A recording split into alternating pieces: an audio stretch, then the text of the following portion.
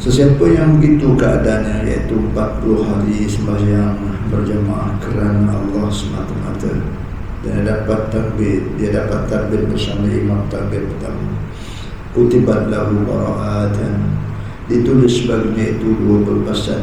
Dalam buku tulis itu ditulis dapat 2 pelepasan. Anugerah Allah pada dia itu ada 2 pelepasan. Bara'atun minan nar, pertama pelepasan daripada api neraka di akhirat besok. Orang ini tidak akan disentuh dengan api neraka. Wa bara'atun minan nifaq, dan dilepaskan daripada sifat-sifat munafik di dalam dunia.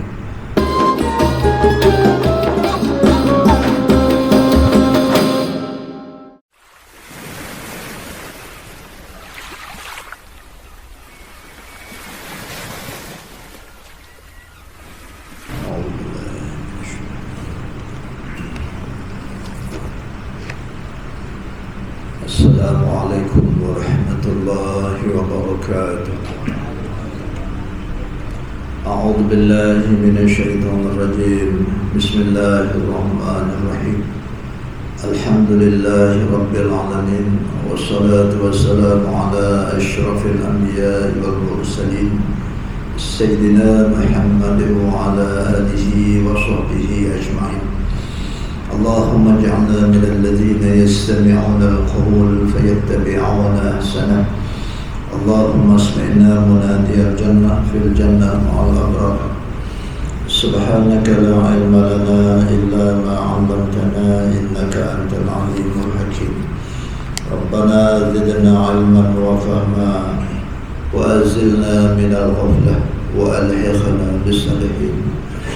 Allahumma nawwir qulubana bi nuri hidayatik kama nawwarta al-ardha bi nuri syamsika abadan abada ya arhamar rahimin. La hawla wa la quwwata illa billahil aliyyil azim. Alhamdulillah, segala puji dan syukur bagi Allah Subhanahu wa taala. Kita pindah pada tajuk besar dalam pembelajaran kita, iaitu sembahyang berjamaah. Muka surat 172. Sebelum ini kita bicara tentang waktu-waktu yang diharamkan sembahyang sunat, iaitu sembahyang sunat yang tidak bersebab. Habis itu kita pindah pada tajuk besar, sembahyang berjamaah. Mukaddimah tajuk ini nak sebut 1 atau 2 hadis Nabi SAW.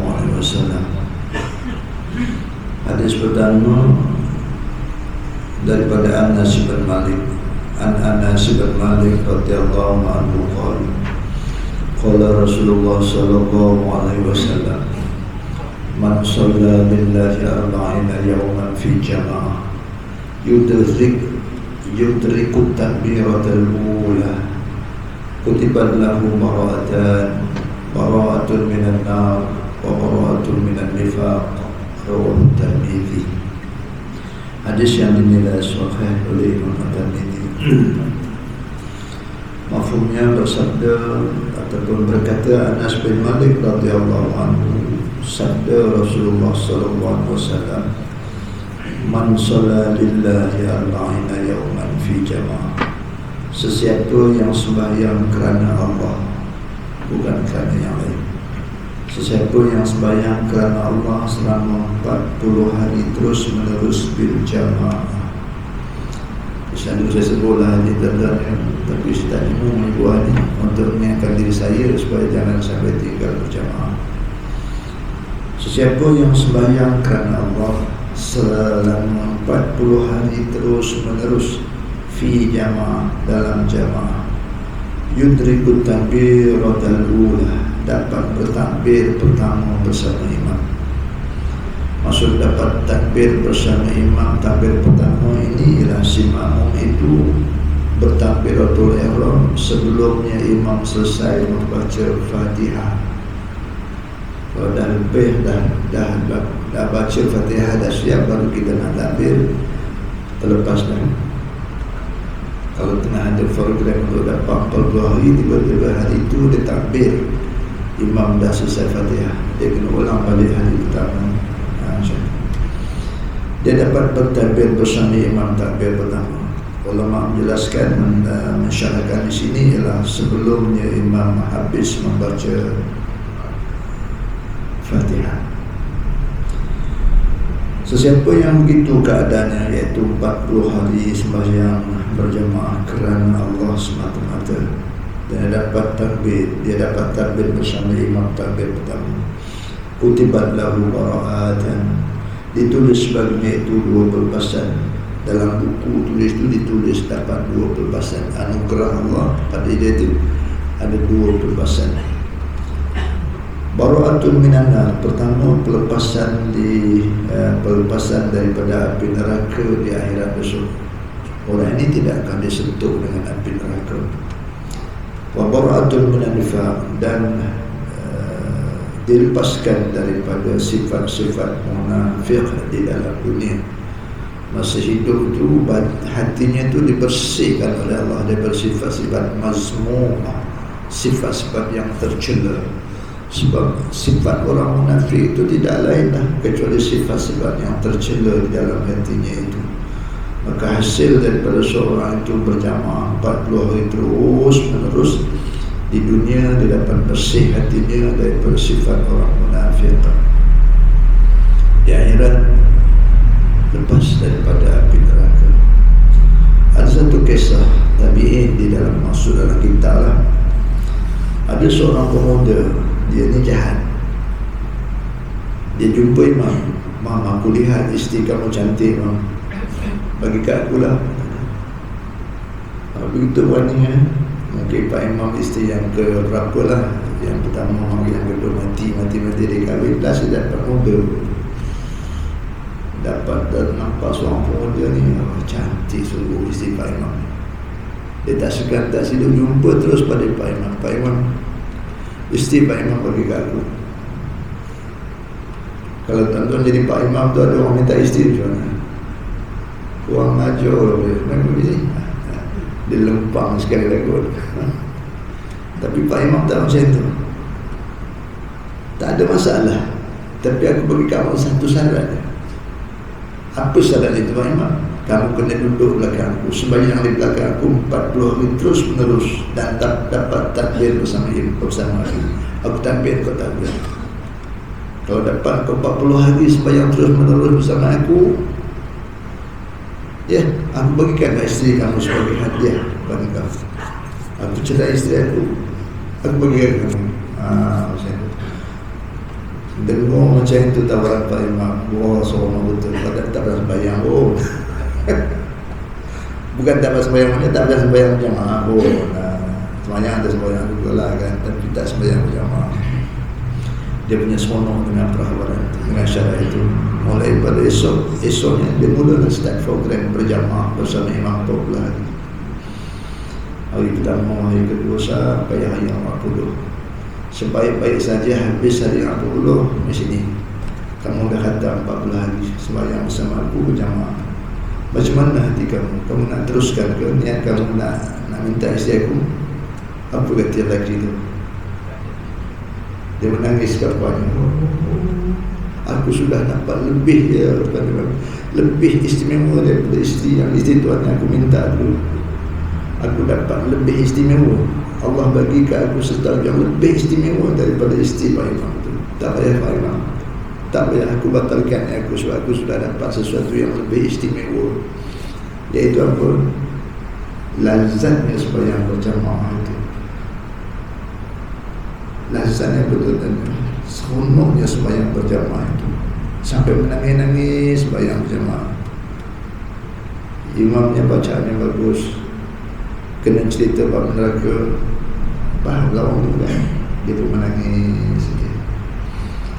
Semenjak daripada itu dia menjadi hamba yang tidak tinggalkan sembahyang berjamaah. Kenapa? Masa dia minta tu, dia ada sifat munafik dalam diri dia. Sampai isteri orang pun minta. Isteri orang tu orang biasa tak apa, isteri Pak Imam pun minta. Itu munafik sungguh isteri. Tak apa, aku bersihkan dulu hati kamu betul. dengan syarat kamu sembahyang bersama aku 40 hari terus menerus. Bila sudah siap 40 hari itu, berlakulah apa yang dijanjikan oleh Nabi. Dibersihkan hatinya dari sifat-sifat munafik. Bila sifat munafik sudah bersih daripada dia tak ada lagi nak minta istirahat, tak ada dah. Bahkan bertaubat atas apa yang diminta, minta maaf dengan faedah. Aku batalkan permintaan kamu sebab aku dapat lebih baik daripada apa yang aku minta dahulu. Tuan-tuan, itu satu kisah betapa hebatnya janji Nabi SAW sampai yang 40 hari terus menerus berjamaah bersama imam, dan dia hanya semata-mata kerana Allah. Allah akan bagi dia dua pelepasan. Pelepasan pertama di dunia bersih hatinya bersifat-sifat munafik. Yang kedua, bebas daripada api neraka Allah di akhirat besok.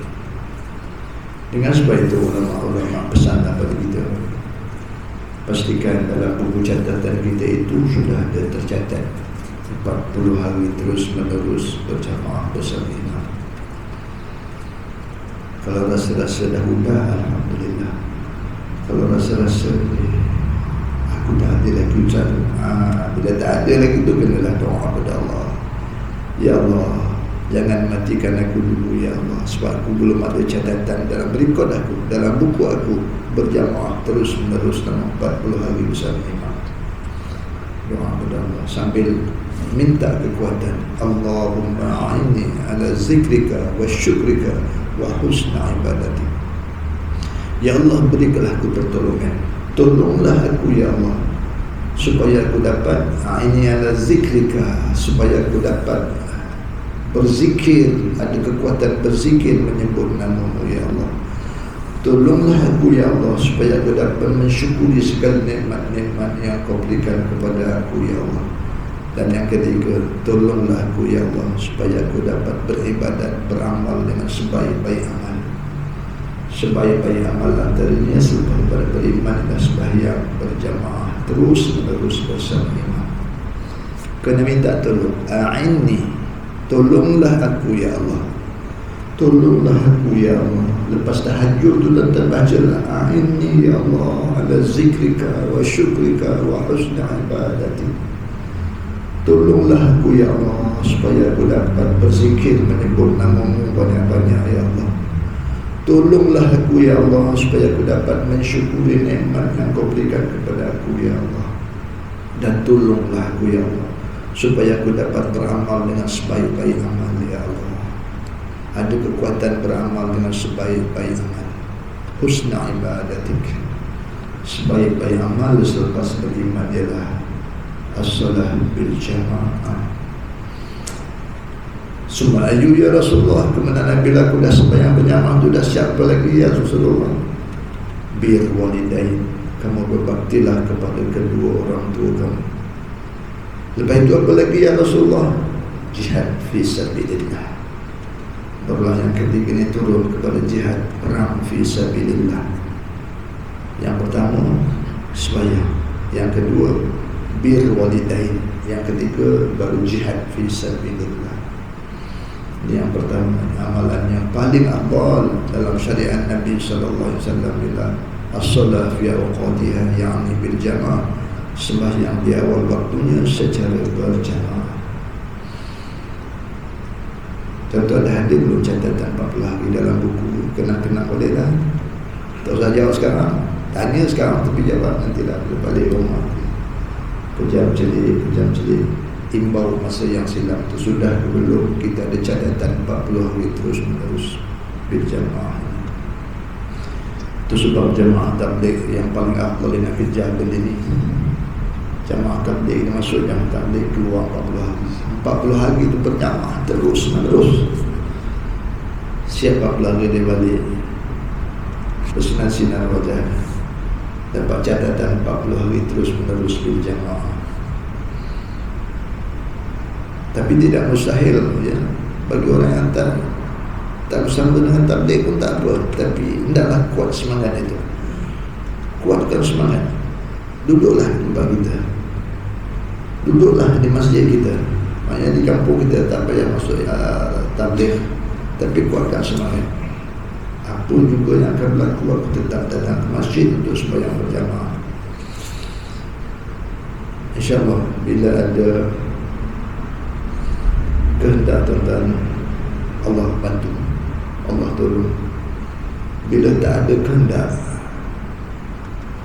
sampai bila pun Allah tak tolong. Kita tak ada kehendak nak dapatkan 40 hari berjamaah terus menerus. Pertama kita ada kehendak, kekuatan dalam hati. Bantulah aku ya Allah supaya aku dapat terus menerus 40 hari berjamaah. Bila dah habis 40 hari berjamaah tak berlambat, boleh tinggal ke saya? Kalau dah habis 40 hari itu, insya-Allah tak gampang nak tinggalkan sembahyang berjamaah dah. Hati itu dah bersih daripada sebab-sebab munafik. Macam mana pun dia akan bersama dengan berjamaah sampai qalu inna lillahi wa inna ilaihi raji'un. Itulah solat Nabi SAW. Nabi tak pernah sembahyang sendiri-sendiri, sahabat tak pernah sembahyang sendiri-sendiri. Sahabat tidak pernah tertinggal atau meninggalkan sembahyang berjamaah bersama Nabi. Yang capek datang dengan capek dia, yang tempang datang dengan tempang, yang merangkak datang dengan merangkaknya, yang mengesut datang dengan mengesut di atas tanah sampai ke masjid untuk sembahyang berjamaah bersama Nabi. Allahu Akbar. Selamat dunia, selamat akhirat. Itu hadis pertama tuan-tuan ya. Mudah-mudahan kita peganglah, gigitlah hadis ini kuat-kuat dengan gigi geram kita, jangan sampai lepas.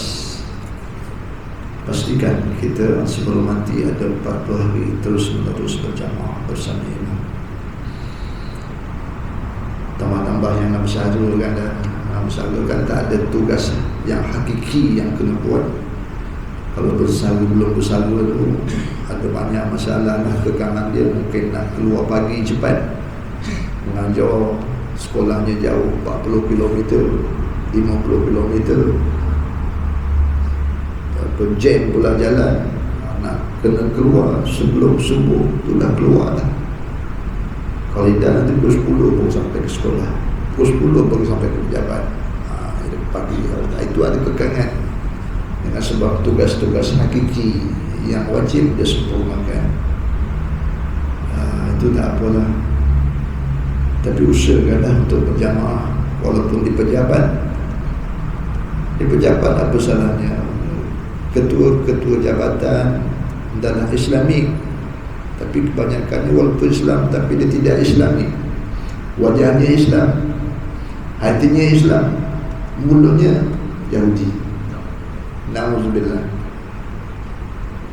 Apa salahnya ambil waktu setengah jam, semua kaki tangan baik-baik itu berhenti, kita sembahyang berjamaah. Allah Akbar. Barakah pejabat itu, barakah tempat dikerja. Dua waktu je, zuhur dengan asar, berhenti zuhur, sembahyang berjamaah. Kalau tidak nak sembahyang juga kan, kena sembahyang juga. Jadi cuba kita centralize kan, berhenti sembahyang berjamaah. Asar nanti sebelum kita balik berhenti sembahyang berjamaah. Minta doa kepada Allah supaya dapat barakah di tempat kerja itu, dapat rezeki yang barakah dan sebagainya. Patutnya macam itu. Bukannya kafe, ketua jabatan bukan kafe. Kalau syarikat-syarikat kilang-kilang yang bosnya itu kafe, barangkali tak boleh dan sembahyang. Nanti rugi syarikat aku kata. Kalau nak sembahyang juga, kamu keluar daripada syarikat aku. Okey, kalau itu syarat aku keluar. Banyak lagi sumber-sumber rezeki yang halal. Ada seorang dia kursus selepas pengajian habis, dia kursus perkapalan untuk hantar gas seluruh dunia tu kan. Malaysia ni antara yang mengeluarkan gas dan minyak, dia hantar ke seluruh dunia. Tak pernah naik ke darat, sentiasa berada di kapal. Tapi alangkah sedihnya bila dalam kapal itu tak ada orang sembahyang, yang ada cuma menungging Arab. Tungging Arab itu tak hentilah. Jadi orang ni sebab berjiwanya Islam, walaupun gajinya banyak tuan-tuan. Kalau 6 bulan dia terapung di laut, kemudian dia naik ke darat, lebih dari 100,000 boleh dia bawa balik duit banyak. Tapi di kerana itu haram, nak sembahyang tak dapat, haram, menjadi pegangan. Berhenti dia buat kerja lain. Dia tak pandang 100-200,000 dia tak pandang. Sebab itu haram, tak ada sembahyang, tak berkat dan sebagainya. Buka kerja lain, cari kerja lain, dapat kerja lain dan barakah. Dapat bawa staf-staf dia untuk sembahyang bawa staf dia untuk sembahyang sunat duha sebelum memulakan kerja. InsyaAllah tabarakallah, barakah syarikat yang dibuka. Allah bagi rezeki. Kalau kita nak jaga Allah, Allah jaga kita, InsyaAllah. Itu hadis yang pertama. Hadis yang kedua, An Abi Hurairah radhiyallahu anhu qala Rasulullah sallallahu alaihi wasallam, salatul rajuli fi jama'ah tazidu ala salatihi fi baitihi wa salatihi fi sawqihi 25 darajah. Mafhumnya apa? Daripada Abu Hurairah radhiyallahu anhu, bersabda Nabi sallallahu alaihi wasallam, sembahyang berjamaah, sembahyang seorang lelaki dengan cara berjamaah itu lebih pahalanya sebanyak 25 berbanding dengan sembahyang di rumahnya dan sembahyang di pekan, di pasar. Di pasar, buka pasar, dia niaga kat pasar, dia sembahyang kat pasar. Sembahyang berjamaah ada 25 darjat. Satu hadis Bukhari katakan ada 27 darjat. Yang ini 25 darjat. Okey. Wa zalika bi anna ahadukum idza tawadda'a fa ahsana wudu. Yang demikian itu, yang dapat dia sampai 25 darjat atau 27 darjat itu kerana bi anna ahadakum idza tawadda'a fa ahsana wudu, kerana dia wudu di rumah dan memperbaiki wudunya. Ada wudu kat masjid, wudu kat rumah siap dengan ahsan wudu, dengan sebaik-baik wudu, dan siap wudu. Wa atal masjidah, kemudian barulah dia datang ke masjid. La yuridu illa solah, dan dia tidak datang ke masjid itu kecuali untuk sembahyang. Bukan nak bawa maintenable, nak lepas sembahyang tu buka meja, keluarkan barang-barang maintenable, perniagaan maintenable, kata. Bukan, semata-mata kerana sembahyang. Apa yang berlaku kalau begitu? Lam yakhuttu khutwatan illa rufi'a lahu biha darajah. Maka dalam perjalanannya itu tidaklah ia melangkah dengan satu langkah kecuali diangkat padanya itu dengan langkahnya itu satu darjat. Satu langkah satu darjat, satu langkah satu darjat. Kalau lebih jauh rumahnya, bertambah jauh rumahnya, bertambah banyak langkahnya dan bertambah banyaklah darjatnya. Wa khutta anhu biha khati'atan, dan digugurkan satu langkahnya itu khati'ah, satu dosa. Maksudnya di sini ulama-ulama mentafsirkan setiap langkah kanan naik satu darjat. Kalau 1000 langkah, 1000 darjat naik. Dan setiap langkah ke kirinya itu akan hapus satu dosa, hapus satu dosa, hapus satu dosa. Kalau 1000 langkah di berjalan itu, maka 1000 dosa dihapuskan oleh Allah. Ada orang tanya, aku tak berjalan, Ustaz, aku naik motor, aku naik kereta. Jadi gitulah, aku tak tahulah berapa langkah aku. Dapatkah aku pahala langkah ni sebab aku tak melangkah? Aku naik kereta, aku naik motor. Jawapannya ialah dapat. Sebab malaikat sangat arif, sangat mengetahui antara rumah kita sampai ke masjid. Kalau kita naik apa sekalipun, dia tahu langkah kita tu ada berapa. Dia tahu tanda. Tapi kalau tak puas hati juga, nanti bila sampai masjid tak apalah, tinggal motor pergi balik jalan kaki, bilang langkahnya itu berapa. Dah siap sampai ke rumah, patah balik ambil motor. Nasib tarik sampai ke masjid, tengok motor dah tak ada. Lupa kunci, lupa nak ambil, terpaksa. Tak payah dikira, malaikat tahu, arif tentang berapa langkah kita daripada rumah. Itulah darjat yang akan diberikan bergantung kepada berapa banyak langkah kita itu. Okey. Kemudian apa lagi? Hatta yadkhulal jannah, sehinggalah dia masuk ke dalam masjid. Sampai masjid tak boleh duduk di luar sana. Sampai masjid, parking kenderaan, terus masuk ke masjid. Okey. Fa idza dakhala al-masjida, apabila orang itu sudah masuk ke masjid, apa yang berlaku? Kana fi salatin, dia sudah dapat pahala sembahyang. Padahal dia belum sembahyang lagi, baru masuk melangkahkan ke masjid, sudah dikira pahala sembahyang itu bermula. Allahu akbar. Kana fi salatin, maka salat dia tahbisu, dia akan dapat pahala sembahyang walaupun dia belum mula sembahyang lagi. Maknanya apabila dia telah masuk masjid, maka dia dikira dalam keadaan sembahyang selama ia tertahan kerana solat dan tidak keluar daripada masjid. Walaupun dah siap sembahyang satu sembahyang itu, tapi dia tak keluar ke masjid, nak tunggu sembahyang yang kedua. Tadi kita sembahyang maghrib dah sudah, tapi kita tak keluar, maknanya kita tunggu sembahyang isyak. Dan waktu menunggu kita ada dalam majlis ilmu pula.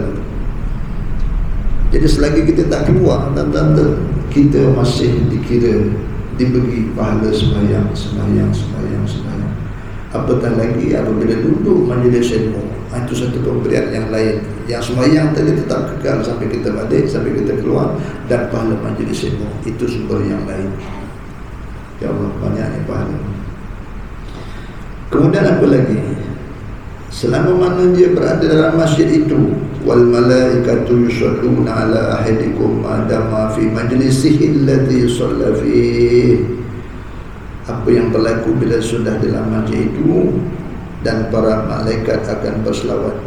Maksud berselawat ialah memohonkan keampunan dan rahmat kepada Allah. Selama mana orang itu berada dalam masjid, ya, walaupun dah siap sembahyang tapi dia tak keluar, sebab dia nak menunggu sembahyang yang akan datang, malaikat terus menerus berselawat. Makna berselawat malaikat ialah memohon pengampunan dan rahmat kepada Allah untuk orang itu. Selama mana ia berada di tempat itu, selama mana berada di tempat itu, di dalam masjid itu, tidak keluar. Kemudian apa lagi? Wa yaqul, ini dia doa malaikat pada orang yang datang ke masjid tadi. Bila sudah masuk ke dalam masjid, maka bermulalah pahala sembahyang dia dapat, dan bermulalah doa daripada malaikat sampai dia keluar, atau sampai dia berhadas. Kalau berhadas, dia kenalah keluar wudu dan masuk balik, supaya on lagi, bermula lagi doa malaikat ini. Apa doa malaikat ini? Allahumma ghafir lahu, Allahumma arhamhu, Allahumma tub alaihi ma lam yu'zihi fi aw yuhdis fi. Selagi mana ia tidak mengganggu orang lain. Ini kadang-kadang kita tersilap, kita ganggu orang lain dengan berkata-kata, dengan perkataan yang tidak ada kaitannya dengan urusan ibadah. Esok kita nak menjaga mana sewa ni dah habis dah, orang sewa dah, sewa bot ni dah habis, kita nak sewa bot siapa?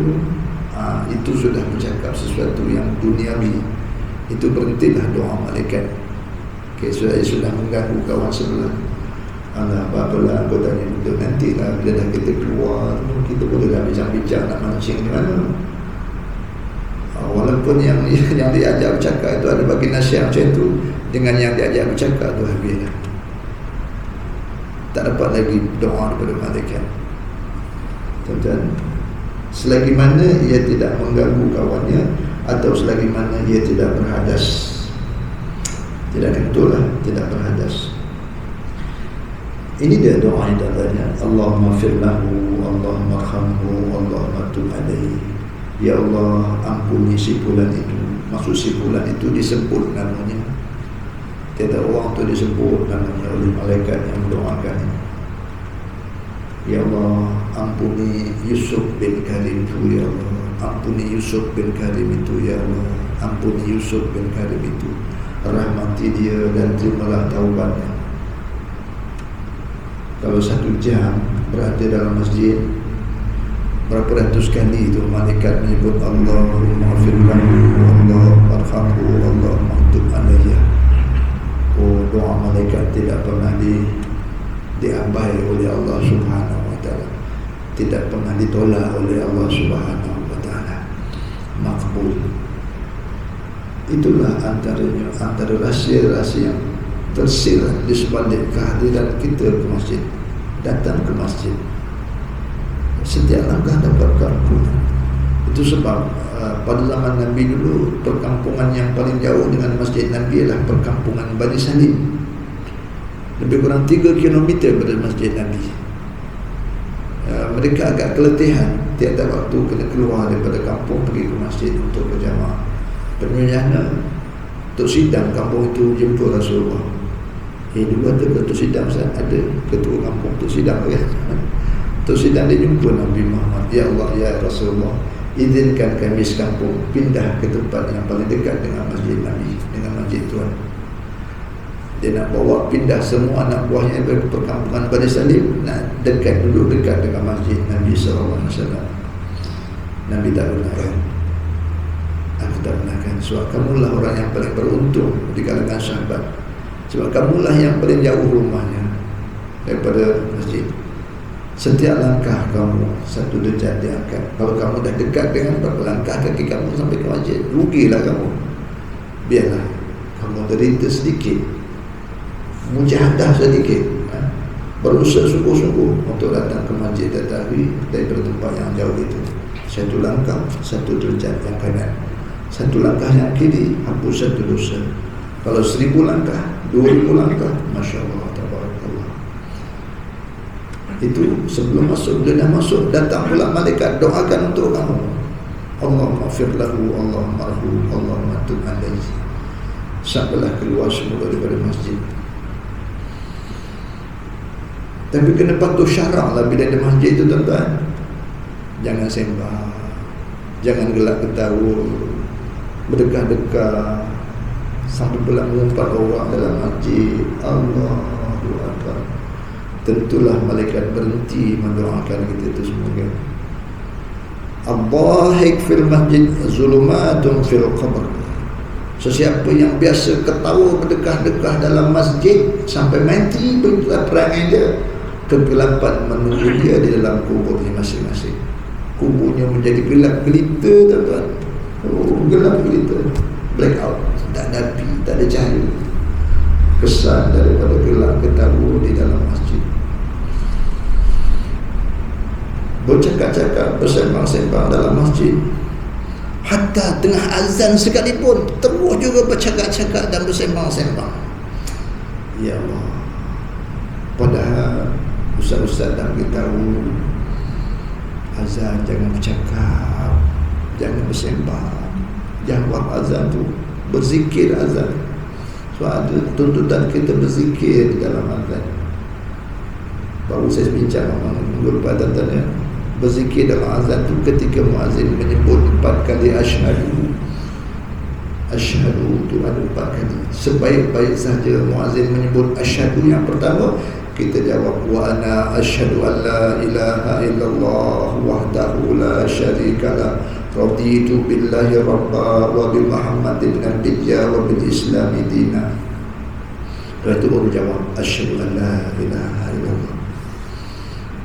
Asyhadu yang kedua sambung juga wa ana asyhadu an la ilaha illallah wahdahu la syarikalah raditu billahi rabba wa bi Muhammadin nabiyya wa bil islami dina.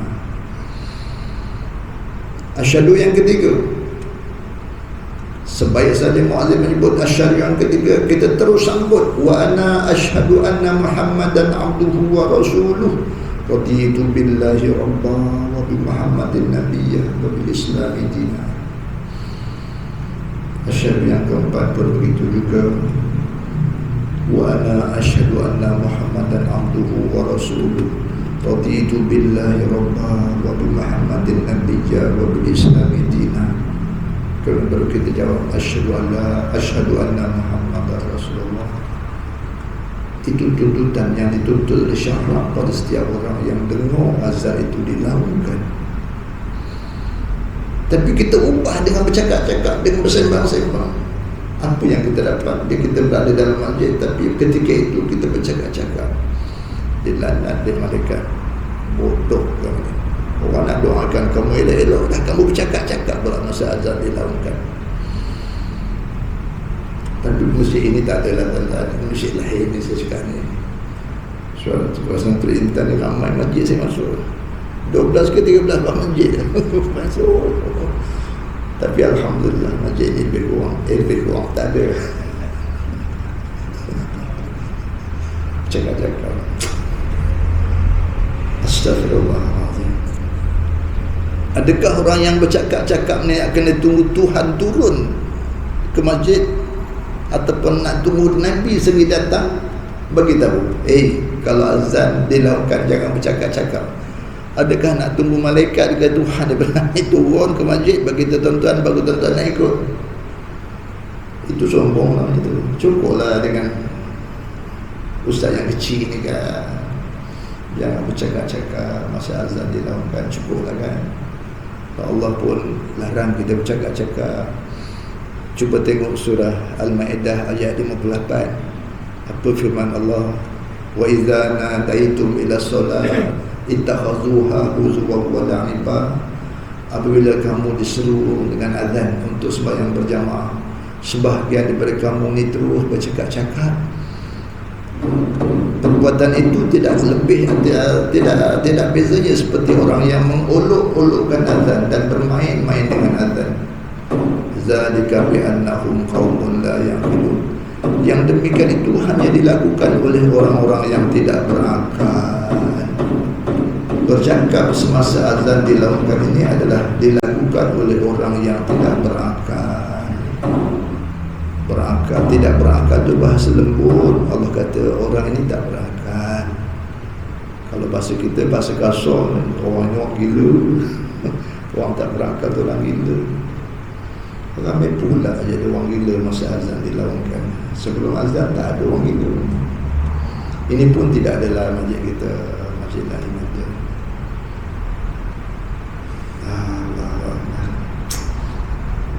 Sebab kita nak dapat doa malaikat, hendaklah kita patuh syarak berada dalam masjid.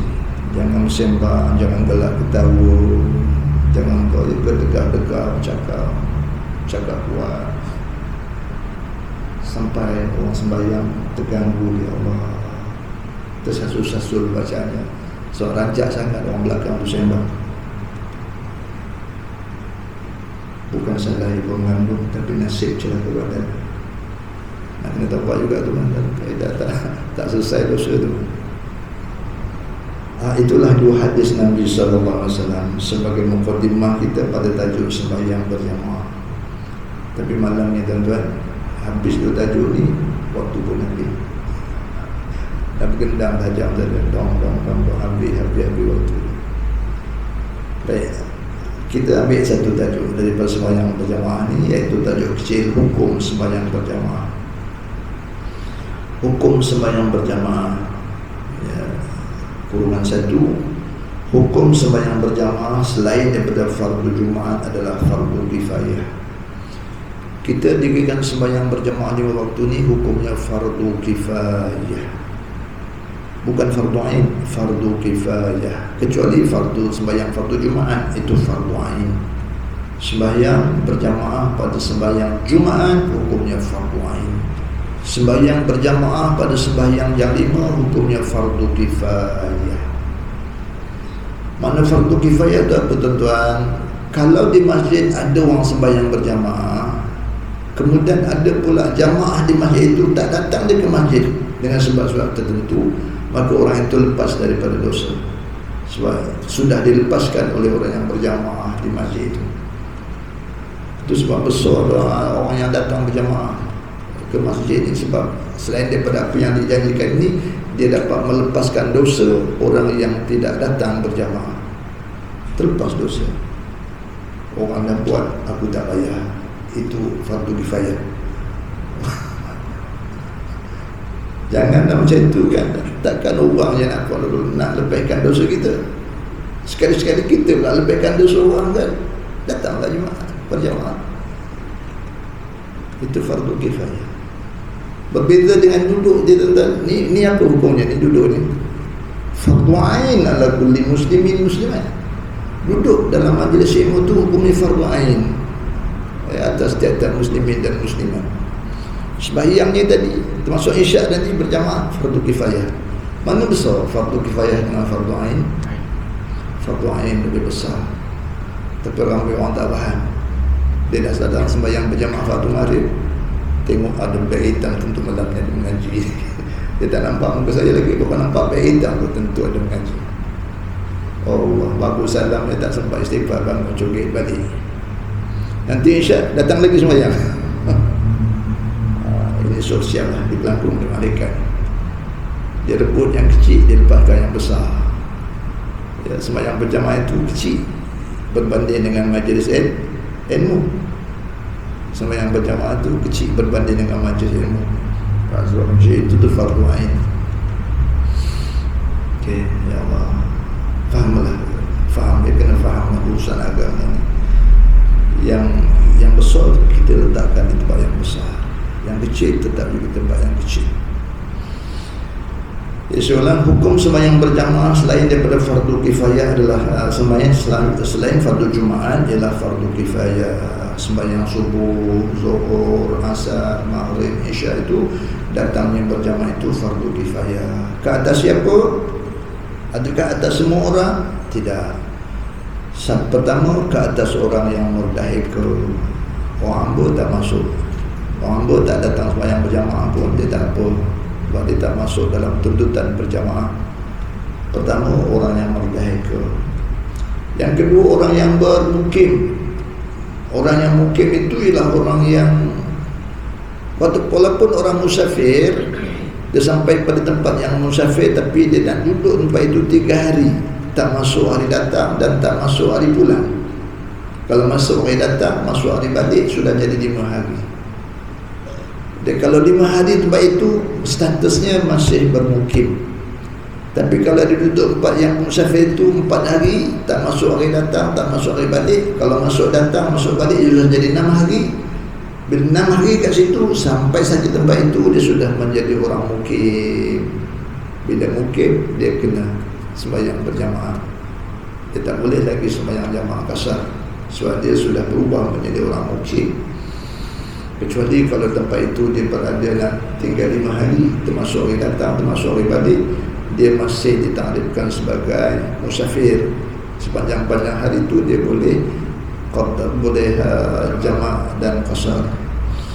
Jadi orang yang mukim ni tuan-tuan, hendaklah datang ke masjid untuk tunaikan solat berjamaah.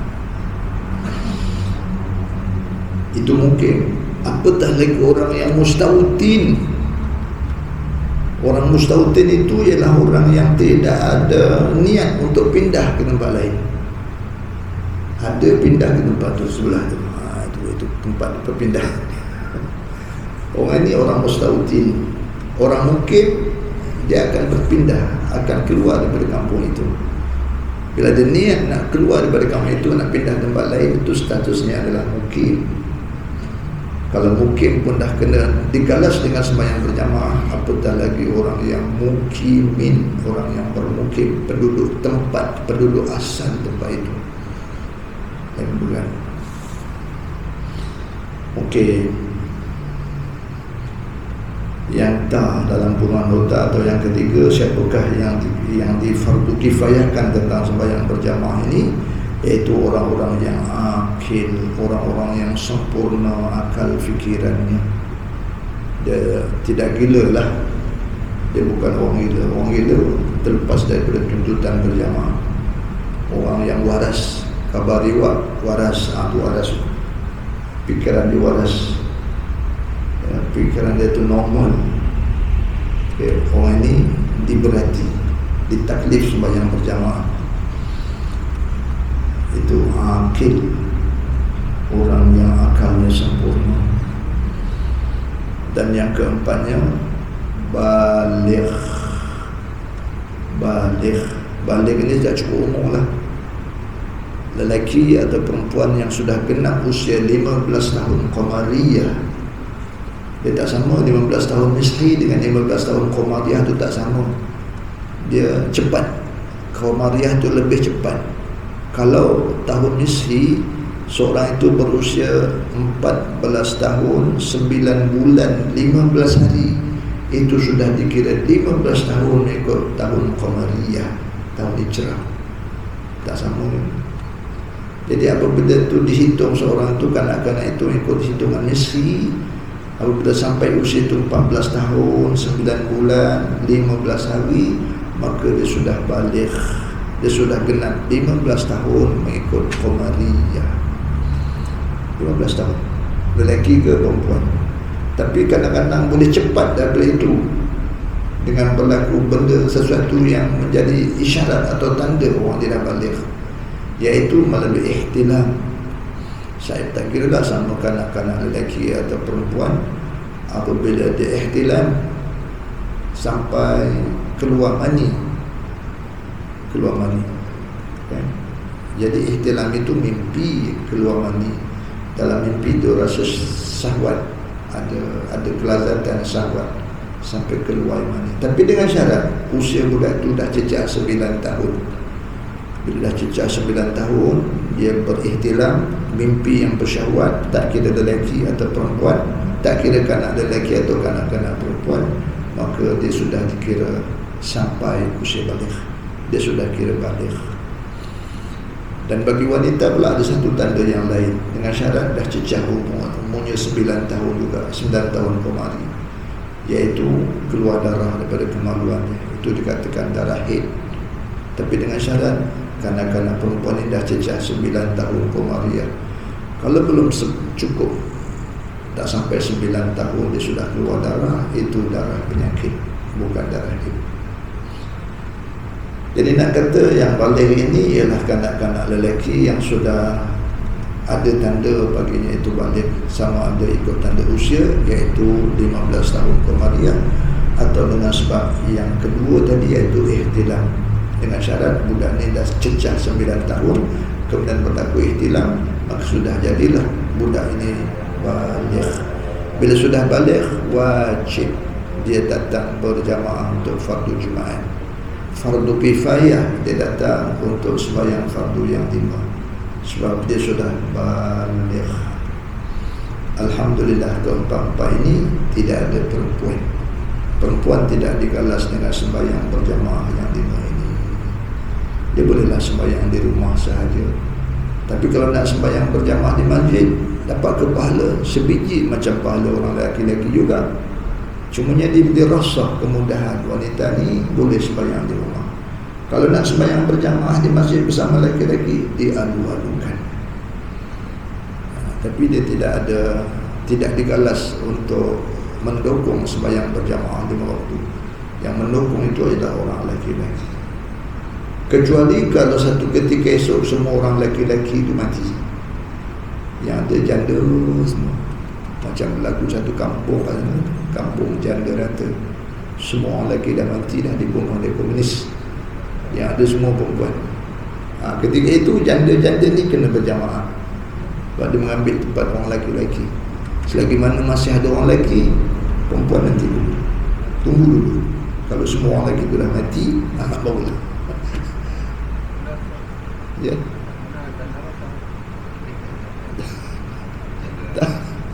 Tak pernah dengar saya.